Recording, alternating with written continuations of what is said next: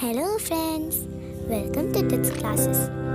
In this video, we are going to learn about hydrosphere. In the previous video, we have learned about lithosphere and its content. If you wanted to see that video, link is in the description. So let's go to read that topic. Will get so fun to read that topic. So hydrosphere. हमारा जो अर्थ है उसको blue planet भी कहा जाता है। क्यों? क्योंकि मैंने आपको बताया था कि हमारे अर्थ पे 71% क्या होता है, वाटर होता है, और 29% जो होता है वो लैंड कवर करता है। तो जब 71% वाटर, ये 50% से ज़्यादा है, तो इस वजह से जब इसको अर्थ को स्पेस से देखा जाता है तो ये ब्लू टाइप का लगता है, इसलिए इसे ब्लू प्लैनेट भी कहा जाता है। जो पार्ट मतलब अर्थ का जो पार्ट वाटर से कवर्ड होता है उसे हम क्या बोलेंगे, हाइड्रोस्फीयर बोलेंगे। यानी कि जहाँ अर्थ के जिस पार्ट पर पानी हो तो वहाँ उसे हम क्या बोलेंगे, हाइड्रोस्फीयर। हाइड्रोस्फीयर में ocean, seas, river, lakes, ice sheets, underground water और वाटर वेपर इन एटमॉस्फेयर, ये सभी आएंगे। और जो 71% में 97% जो वाटर है वो कहाँ फाउंड होता है? 97% जो वाटर है वो ओशन एंड सीज में फाउंड होता है। और जो ये 71% वैसे 97% जो वाटर है वो सॉल्टी है। यानी कि अगर हम देखें तो 71% जो पानी है उसमें 97% साल्टी है, तो हम लोग के पास कितना बचा? ओनली 3%। और मेरे हिसाब से 2% तो दूसरे ख़राब पानी में चला गया होगा। So we have only 1% of the water, only little fresh water available for drinking. So please I am requesting to you, save water.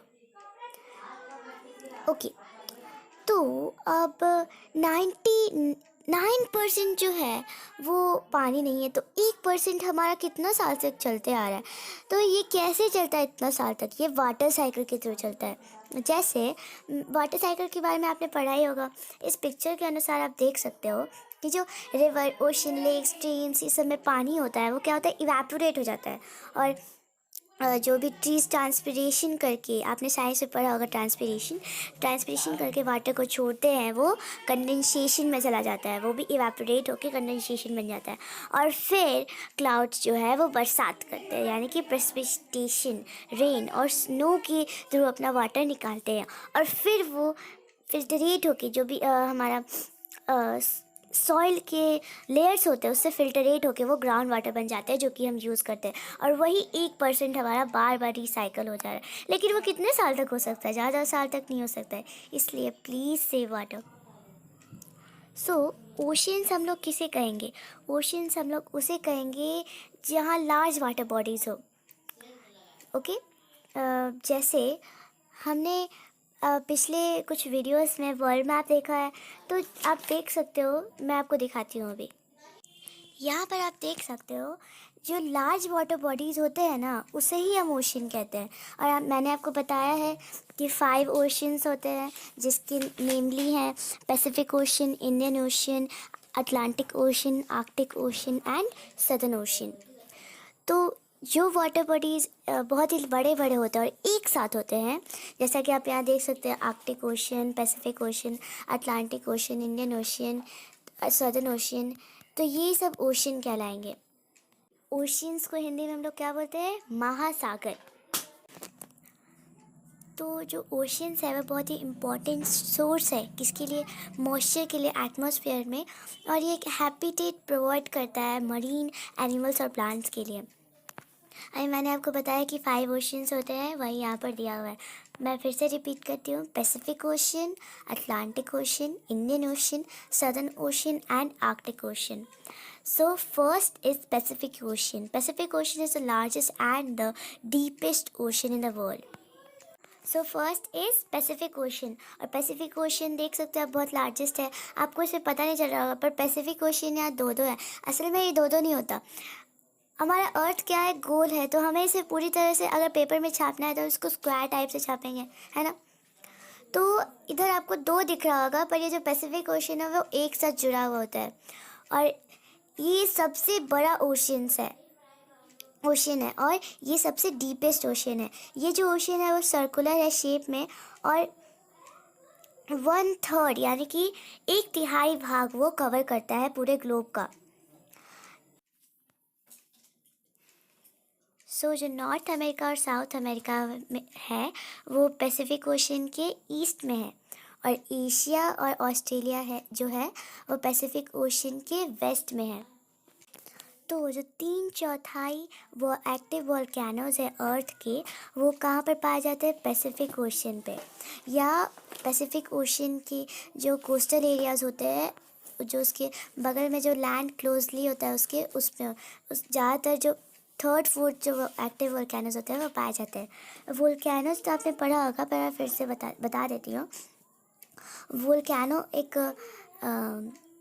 पहाड़ जैसा होता है जिसका मुंह जो होता है वो कटा हुआ रहता है, यानी कि ऊपर से कॉनिकल शेप का होता है और उसमें से लावा बाहर निकलता है, आपने पढ़ा ही होगा। और ये जो पैसिफिक ओशन है उसमें करीब 25,000 आइलैंड्स हैं, 25,000। और जिसमें हवाई बहुत मतलब लार्जेस्ट है, सबसे लार्जेस्ट। उन 25,000 आइलैंड्स में से हवाई सबसे लार्जेस्ट है। So in the north it is connected to the Arctic ocean, through the Bering strait. तो ये आप देख सकते हो पैसिफिक ओशन के ऊपर आर्कटिक ओशन है, जो स्ट्रेट में मतलब मैंने आपको बताया था एक नैरो पैसेज होता है जो कि 2 सीज और 2 लार्ज बॉडीज ऑफ वाटर को कनेक्ट करता है। तो यहाँ पे जो स्ट्रेट है उसका नाम क्या है? Bearing straight.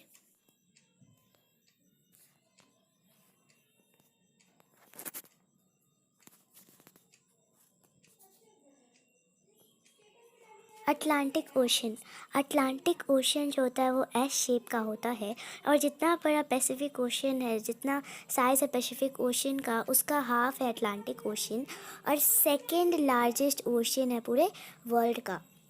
इसके eastern side Europe and Africa रहते हैं और western side north America and south America आते हैं। आप इस पिक्चर के अनुसार देख सकते हो कि जो अटलांटिक ओशन है उसके वेस्ट साइड नॉर्थ अमेरिका और साउथ अमेरिका है और east side Europe and Africa है। हार्बर्स मतलब क्या होता है?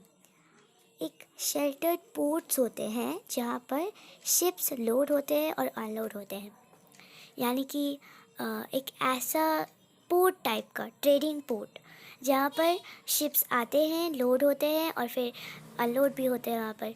तो जो सबसे लार्जेस्ट नेचुरल पोर्ट्स हैं वो यहाँ पर कोस्ट लाइन पर है, लॉन्ग कोस्ट लाइन। इनका जो कोस्ट लाइन है अटलांटिक ओशन का, उसका बहुत ही लंबा कोस्ट लाइन है और ये जो है सबसे बिजिएस्ट ओशन है in the point of travel and trade.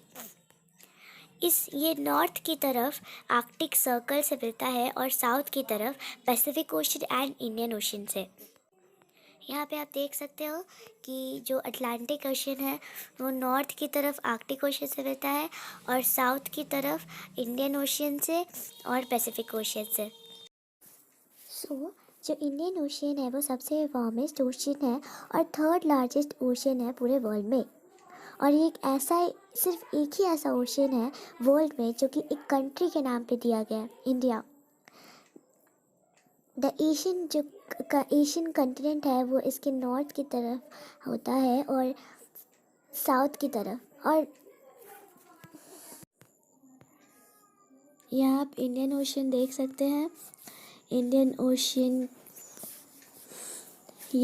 Ocean है और इसके जस्ट ऊपर आप यहाँ पर देख सकते हो ये इंडिया है। Okay, India. और इसी इंडिया के नाम पर, हमारे इंडिया के नाम पर ये ओशन का नाम रखा गया है।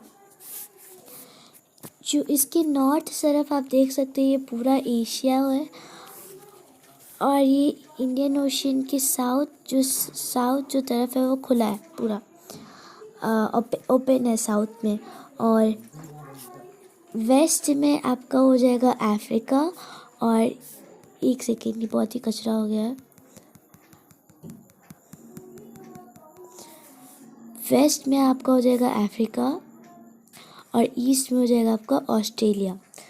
इंडियन ओशियन साउथ में ओपन है और नॉर्थ में इसका एशिया होता है। ओके, और ये पैसिफिक ओशियन से मिलता है। ये इस तरह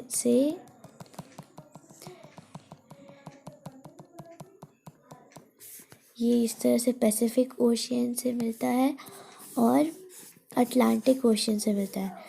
अटलांटिक ओशियन ठीक इसके बगल में है, तो जब ये यहाँ से मूव करता है तो ये अटलांटिक ओशियन से मिलता है, और पैसिफिक ओशियन यहाँ से मूव करता है तो ये इंडियन ओशियन इसमें मिल जाता है। सो यहाँ पे दिया हुआ है कि इंडिया जो है वो इस ओशियन के सबसे टॉप पे है, और देख सकते आप। सो यहाँ पे जो हमारा इंडिया है इतना बड़ा, इसके बगल में आप जानते हो अरेबियन सी है, और इधर इस तरफ हमारा बे ऑफ बंगाल है, और इधर इंडियन ओशियन है, और तीनों एक साथ मिलते हैं। तो the Bay of Bengal, the Red Sea, the Persian Gulf and the Arabian Sea इससे मिलता है, इंडियन ओशियन से मिलता है। ये टॉपिक अब फिनिश। आर्कटिक ओशियन सबसे स्मॉलेस्ट ओशियन है पूरे वर्ल्ड में, और ये नॉर्थ साइड है। ये आर्कटिक सर्कल में सिचुएटेड है। इसके नॉर्दर्न पार्ट्स में एशिया है, यूरोप है एंड नॉर्थ अमेरिका है इसके अगल बगल में। आप देख सकते हैं इसके नॉर्दर्न पार्ट में एशिया है, यूरोप है एंड नॉर्थ अमेरिका है, लाई करता है यहाँ पे।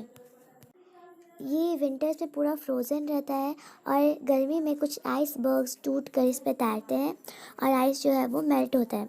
ये बेरिंग ऑफ स्ट्रेट इसको पैसिफिक ओशियन से कनेक्ट करता है। बेरिंग ऑफ स्ट्रेट मैंने इसे पिछले किसी टॉपिक में पढ़ाया था। पैसिफिक ओशियन टॉपिक में मैंने बेरिंग स्ट्रेट के बारे में आपको बताया था।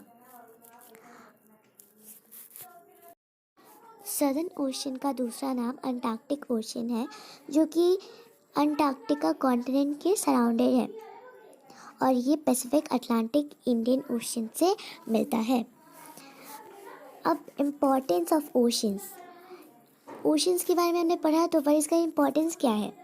ओशियंस जो होता है वो हेल्प करता है किसी भी प्लेस के क्लाइमेट को मॉडरेट करने के लिए। जैसे वाटर साइकिल में जब पानी ओशन से इवेपोरेट होता है तो क्या होता है, हमारा जो एटमॉस्फेयर होता है वो थोड़ा सा ह्यूमिड हो जाता है। ये हमें वाइड वैरायटी, मतलब बहुत सारे वैरायटी ऑफ मिनरल्स प्रोवाइड करता है। साल्ट यानी कि नमक, और सी फूड यानी कि मछली या जितने भी समुद्र में जीव जंतु पाए जाते हैं उन्हें सी फूड बोल सकते हैं, जो कि वहाँ के लोग खाते होंगे, तो सी फूड। वहाँ पे वाइड ओशंस में wide variety of minerals, salt and sea food होते हैं। ये जो ओशंस होते हैं वो एक जगह होते हैं ट्रैवल करने के लिए, क्योंकि उसी से शिप्स गुजरते हैं। जितने भी शिप्स होते हैं, बड़े बड़े छोटे छोटे, सब इसी से गुजरते हैं ओशंस। जैसे हमारा रोड से तो रास्ता है ही ट्रेड का, लेकिन वह पिछले बहुत पहले ज़माने में लैंड रूट्स को छोड़ के वाटर रूट्स भी खोजा गया था।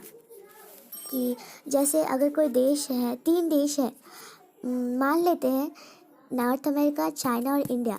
अगर नॉर्थ अमेरिका को इंडिया से ट्रेड करना तो बीच में चाइना आएगा। तो अब हम मान लेते हैं बस कि नॉर्थ अमेरिका और चाइना में लड़ाई हो गया, तो वो इससे बात नहीं कर रहा, तो नॉर्थ अमेरिका चाइना की लैंड में घुस नहीं सकता, तो वो कैसे इंडिया से ट्रेड करेगा। वो वाटर रूट से आके इंडिया से ट्रेड करेगा। तो ये जो ओशियंस है वो एक मीडियम हो जाता है ट्रैवल के लिए। ये वाटर स्पोर्ट्स और यहाँ पे जैसे ओशियंस के पास वाटर स्पोर्ट्स, जैसे पानी में बहुत सारे स्पोर्ट्स खेले जाते हैं, और ये एक टूरिस्ट अट्रैक्शन भी बन जाता है। यहाँ पे देखने के लिए टूरिस्ट आते हैं। फिर ओशन वाटर जो है वो एक सोर्स ऑफ एनर्जी है, और ओशियंस एक घर है बहुत सारे एक्वेटिक एनिमल्स के लिए और प्लांट्स के लिए। सो यहीं तक हमारा टॉपिक था oceans. Thank you for watching the video. If you like the video, please hit the like button and subscribe to my channel. See you in the next video. Till then, goodbye.